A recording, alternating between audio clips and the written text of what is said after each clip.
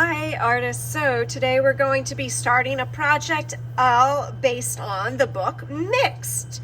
So we're going to be playing with some different colors and doing some mixing it up, and then eventually, not today but the next day, we will add the fun faces. So make sure you listen to the book Mixed before you get started.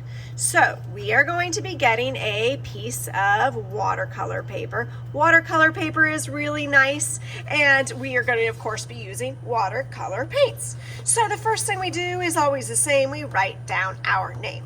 So you might have noticed that I've already started on this one. Yours of course will be blank, and what you're going to do is, first thing, you're going to get your water going. On your watercolor, you will need to wake them all up, somebody will at your table, by just putting one little drop of paint in each paint. Or excuse me, one little drop of paint in each little dish, all right? So that your watercolors are good to go. And just for fun, I thought I might give you some of those fun neon colors just to make our artwork extra special. So we don't need to worry about black or brown because we are only using the primary and secondary colors. So I only put a drop of water in the red through the purple, all right?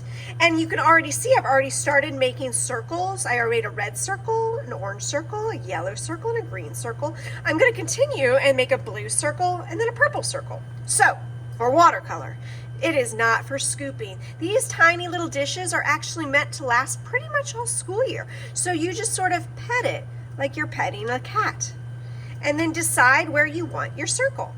So you're not going to draw it, you're just going to draw the outside of your circle, and then going like a tornado, slow tornadoes, you're going to kind of zoom into the center. All right, and there is my blue circle. If you add too much water, your circles will start to spread and they will start to bleed. If that happens to you, pay attention and correct it.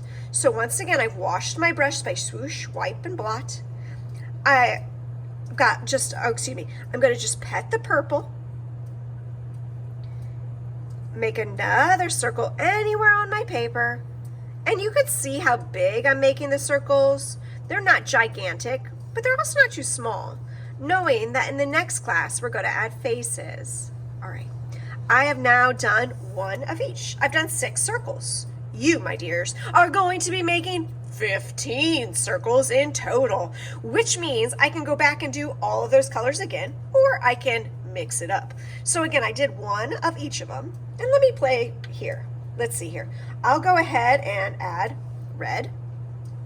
I've already done a red circle, so what I'm going to do is I'm going to add whatever it's next to in the dish in rainbow order. Again, I'm not going to use black and brown.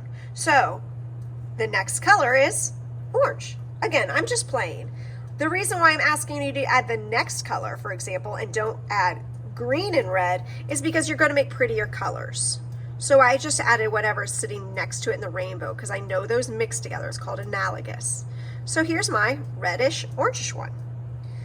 That's number 7. I can keep on going like that if I want to. I'll add orange. And I've already done orange and red, so I'll make orange and yellow because that's what's next to it in the dish. Thank you for your patience, by the way. I'm sorry that might have been confusing in the beginning. And here's my yellowish, orangish color. I can keep on going. I'm not going to do all of mine, for instance. You are going to add 15. How many circles are you going to add? All right, so going next, I'm going to add green because that's next to yellow in my dish. And now I can make a pretty yellow green. In addition though, for example, if I didn't want to use this yellow, I've got some, today anyway, yours colors might be different. I have some neon yellow I could have used. Let's just do this for fun. I'm just going to add one pink one, and I'm not even going to mix it. I just want to add some to make it fun. Oh, I forgot to even talk to you about overlapping. Do you see how my pink circle is going just a little bit over my orange circle? That's called overlapping, and it makes your artworks a little more interesting. Let me go ahead and do the same. I'll pick another color. I'll use my neon orange.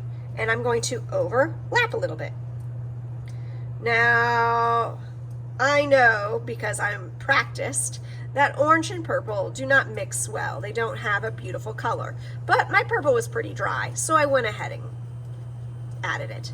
You can count how many circles I have. I'm trying to get to 15.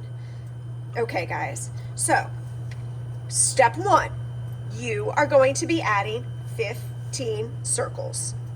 You can do this with whatever colors. First, make one of each color, but not the black and not the brown. Then, if you want to play with mixing colors, you can. Remember my advice that things look better when they're next to each other on the in the rainbow order. If you jump all around the rainbow order, some of the colors don't turn out as beautiful. You can do them, but they're not as beautiful. I knew if I mixed pink with the blue, because pink is just a red, I would make a pretty purple color. That one's really nice. All right, everybody, I'm going to continue having fun painting my circles, and I hope you have fun today too. Happy arting!